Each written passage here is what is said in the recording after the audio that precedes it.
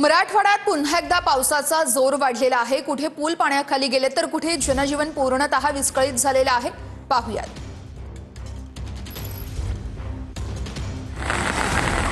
पावसामुळे धाराशिवमधील अनेक नदी नाल्यांना पूर। धाराशिवच्या आळणीतील काही शेतकरी पुराच्या पाण्यातून वाहून गेले। सुदैवाने त्यांना पोहता येत असल्याने ते सुखरूप बाहेर आले।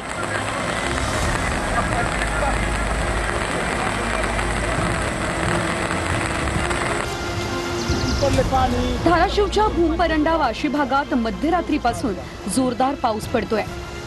अनेक शेतकऱ्यांच्या शेतात पाणी साचले। भूम तालुक्यातील ज्योतिबाची वाडी या ठिकाणी अनेक शेतकऱ्यांच्या शेतांना तळ्याचं स्वरूप प्राप्त झाले। धाराशिवच्या भूम तालुक्यातील पाथरुड या परिसरात जोरदार पाऊस होतोय। ईट आणि पाथरुडला जोडणाऱ्या रस्त्यावरून मोठ्या प्रमाणात पाणी आलंय, त्यामुळे रस्ता वाहतुकीसाठी बंद झालाय।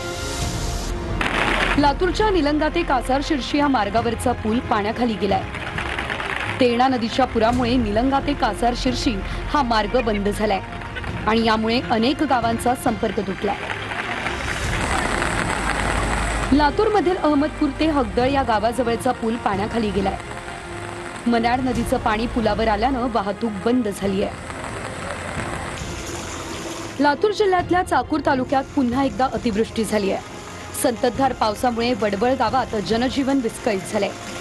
अनेक घरांमध्ये पाणी शिरल्यानं नुकसान झालंय। वडवळ गावाशेजारील ओढ्याचं पाणी गावात घुसल्यानं ही परिस्थिती ओढावली आहे। लातूर जिल्ह्यातल्या उदगीर तालुक्यात असलेल्या नेत्रगाव या ठिकाणी पुलावरून पाणी वाहतंय आणि यामुळे वाहतूक ठप्प झाली आहे। उदगीर तालुक्यात पुन्हा अतिवृष्टी झाली आहे। पूल पाण्याखाली आल्यानं नेत्रगाव या ठिकाणी गावकऱ्यांना गावाबाहेर पडण्याचा रस्ताच बंद झालाय। बीड शहरातून जाणाऱ्या बिंदुसरा नदीला पूर आलाय। रात्रभर झालेल्या मुसळधार पावसानं बिंदुसरा नदीला पूर आला। आसपासच्या परिसरातील नागरिकांना सतर्कतेचा इशारा देण्यात आलाय। बीड जिल्ह्याला आज येलो अलर्ट आहे। नांदेड जिल्ह्यातील नदी नाल्यांना पूर आलाय। नांदेडच्या लोहा तालुक्यातील लोंढे सावंगी या गावात पिकांचं मोठं नुकसान झालंय। संपूर्ण कापूस सोयाबीन पीक पाण्याखाली गेलंय।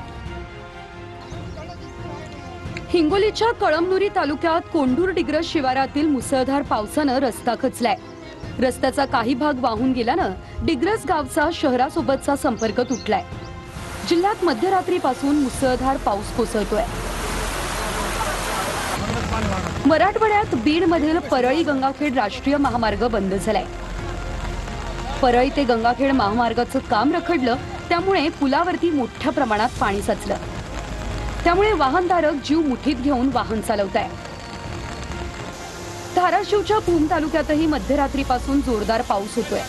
भूम परंडा वाशी भागातील अनेक ओढ्यांनी धोकादायक पातळी ओलांडली आहे।